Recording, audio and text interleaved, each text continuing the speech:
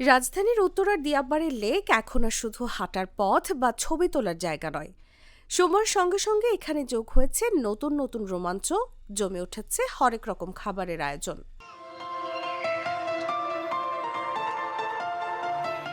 কেউ বিক্রি করছেন হাঁসের মাংস, কেউ চিতই পিঠা, কেউ আবার রুটি, আবার কেউ পরিবেশন করছেন সমুদ্রের নানা জনপ্রিয় পদ। তো কাঁকড়া খাওয়ার জন্য দূর দূরান্ত থেকে আমার এখানে কাস্টমাররা আসে, পাশাপাশি এখানে বিনোদনের স্পেস আছে। তো খেলাধুলা করে বাচ্চারা আমার এখানে চলে আসে। কাঁকড়া এবং হাঁসের মাংসটা খুব ভালো চলে আলহামদুলিল্লাহ। হাঁসের বিভিন্ন আইটেম আছে, যেমন ক্রাব মাসালা থাকে, গরু আইটেম থাকে, বট থাকে, কলিজা থাকে, এগুলো আমাদের বেশি চলে। মূলত দিয়াবাড়িতে ঘুরতে আসা নগরবাসীকে কেন্দ্র করেই ছোট ছোট ভ্যান কিংবা স্টলে এই উদ্যোগ গড়ে উঠেছে।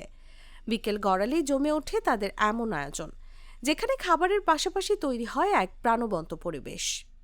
বট, কলিজা, গরুর কালো ভুনা, লাল ভুনা, এরকম অনেক কিছুই পাওয়া যায়। সাথে খাওয়ার জন্য ভাত পাবেন দুপুরে লাঞ্চে। আমাদের এটা বেসিক্যালি আমরা 12টা থেকে শুরু করি। দুপুরে ভাতের সাথে ভর্তা আইটেম এগুলো সব কিছু পাওয়া যায়। আর বিকেল থেকে যেটা স্টার্ট হয় ওটাতে হচ্ছে চালের রুটি, চাপটি, ছিটুটি, এগুলো পাওয়া যায়। দুপুরে যে অনেকে লাঞ্চ করতে আসে যে স্ট্রিট ফুডগুলো দোকানে, আপনার অনেক সময় হয় কি যে টাটকা রান্না করলে একটু সময় লাগে।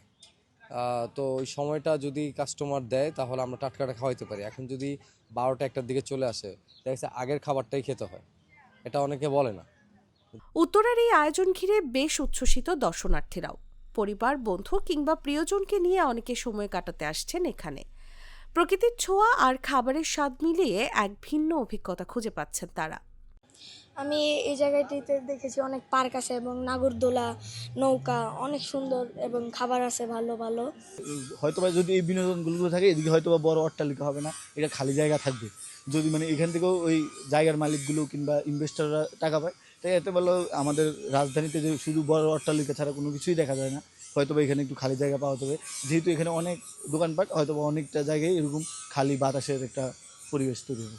তবে দর্শনার্থী উদ্যোক্তাদের দাবি, সন্ধ্যার পর মশার উপদ্রব কমানো এবং নিরাপত্তা নিশ্চিতে আইন শৃঙ্খলা বাহিনীর তৎপরতা বাড়ানো জরুরি। আমি সন্ধ্যার পরে নিরাপত্তাটা আমার তো সুবিধা না, আর কি আমার কাছে ভালো লাগে না এটা। আমাদের ফুডের যারা কাস্টমার আসে তাদের ব্যক্তিগত নিরাপত্তা আমরা দিই। যেমন অনেকে প্রাইভেট কার নিয়ে আসে, আমাদের সিকিউরিটি গার্ড ছাড়া প্রাইভেট কারের সামনে দাঁড়াই থাকে। আমাদের নিরাপত্তাটা আমাদের এরিয়ায় সর্বোচ্চ দেওয়ার চেষ্টা করি।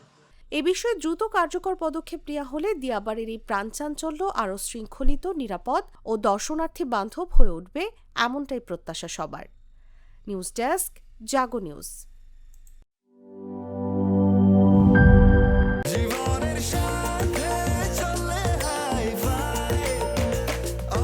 স্বাস্থ্যকর অল টাইম, সব সময় অল টাইম হেলদি লাইফ।